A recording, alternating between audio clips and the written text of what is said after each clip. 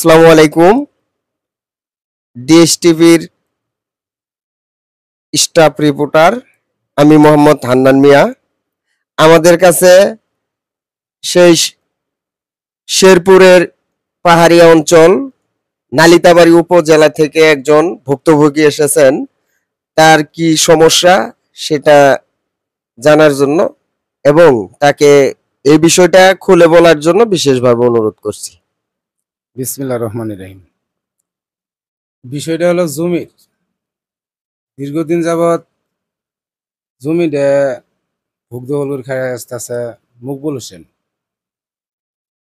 এখন সে কিভাবে কোন দখলে খায় আমরা এটা জানি না, কিন্তু কিছুদিন পরে কিছু জমি বিক্রি করার সময় আমি ওই দলিলে পাই, দলিলে কিছু নাম্বার পাই আমার বাবা নাকি 2.5% জমি বিক্রি করছে।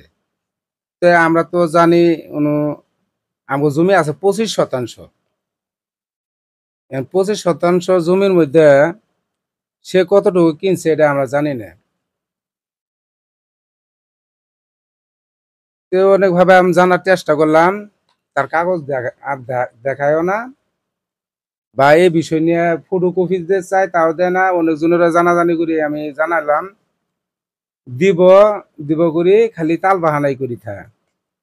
বাধ্য হয়ে আমি সাব রেজিস্ট্রার অফিসে, শেরপুর জেলা সাব রেজিস্ট্রার অফিসে গেলাম।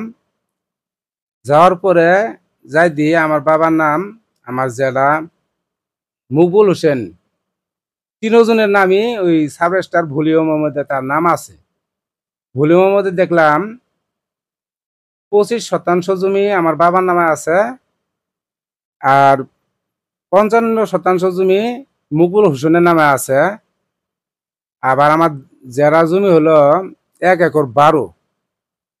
1 একর 12 মধ্যে থেকে 55% জমি মকবুল হোসেন পাইছে।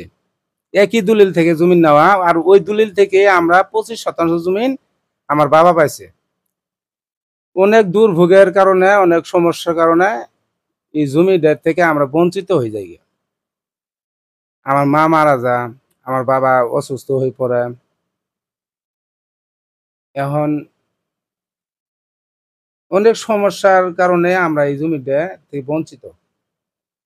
এখন আমার আশা, এই চেয়ারম্যান, মেম্বার, এলাকাবাসী অনেকজনের অনেকভাবে কইছি, কোনোভাবে কোনো কাজই হইতেছে না। অনেকজনের সাপোর্ট দেয় আমরা ঠিকই, কিন্তু যা ভুগদল করে আছে কিন্তু কোনোভাবেই এটা কোনো পাত্তাই দিতেছে না, তার মতোই ইচ্ছে মতো চলতেছে। আরেকটা বিষয় হলো, জমি যে 55% বিভিন্ন ভাবে কিন্তু ওই জমিটা আগেই বিক্রি করে ফেলাই দিছে। এখন যে জমিটা আছে সেই জমিটি হলো আমাগর জমি। 3007, 3008 আমি যা মানুষের কাছে, এটা দাগ নাম্বার, এটা আমি মানুষের মাধ্যম দিয়ে, এটা মানে আমি তো কাগজ আর পড়তে পারি না ওইভাবে, মানুষের মাধ্যম দিয়ে আমি জানি নেই যে আমার জমিটা 2 দাগে। তুই মকবুল হোসেন আবার অন্য ওই সরকার, কিছু টাউট বাটপার সরকার আছে, এগুলোর মাধ্যম দিয়ে আমি যে অক্ষর চিনি না, আমার বারবার খালি কল দেহ, মানে তাসের মতো তাস খেলা, তাস দিয়ে মানে যেভাবে দলিল দিয়ে তাস খেলা। আমি সাব রেজিস্ট্রার দিহি 3006 দাগতে ওই নিচে 24% জমি, আর 3007 দাগেতে নিচে 1% জমি। এই হলো 25% জমি। এটা আমগর 1 মাস আগেই নিছে, আমগর কিনার জমিনের আমার দলিলের আগে নিছে। আমি তো এটা আরো অস্বীকার করছিলাম। এখন আমার কথা হলো, ওই আগে কিনছে, আগে পাবো, আমার কোনো সমস্যা নেই। জমি তো আর কোনো শর্ট নাই, জমি তো উনো আছে। আমরা অনেকভাবে অনেকজনক দিয়ে দেখছি, 77% জমি ওই 3টে পনেরোর মধ্যে আছে। 3008 দাগে জমি হলো 26%, আর 3006 দাগে জমি হলো 48%, আর 3007 দাগে জমি হলো 24%। এই জমিগুলোর মধ্যে আমার জমিটা হলো, মানে আমি তো আর মানে অক্ষর চিনি না, যাটুকু অক্ষর দিয়ে আমি বুঝি, এই জমিটা 3007 দাগের মধ্যেও পড়ে, 8 দাগের মধ্যেও পড়ে। আবার হাল আছে, সাবেক আছে, দলিলের মধ্যে না জানি একটু সমস্যা থাকতে পারে, দুজনেরই আছে, একা তো আর হইতে পারে না। আমি এই সমস্যাটা সমাধানের জন্যই ঢাকা আসছি, যাতে আমি এটা নেই, যেটা সঠিক আমার জমি যদি থাকে তাহলে আমি পামু, আর না থাকলে আমার নাই। কিন্তু একজন যে জোর জবর করিয়া গায়ে জুড়ে খাবো, এটা যাতে না হয়। কারণ আমি যদি পাই তাহলে আমার তো আরো ভাই বোন আছে, আমার মা আছে, আমি তো আর একা একা খাবো না। আমার পরিবার নিয়ে যাতে আমি শান্তি সুখে থাকতে চাই। এই জমিটা আমার বাবার। এই হলো আমার সমস্যা। দর্শক,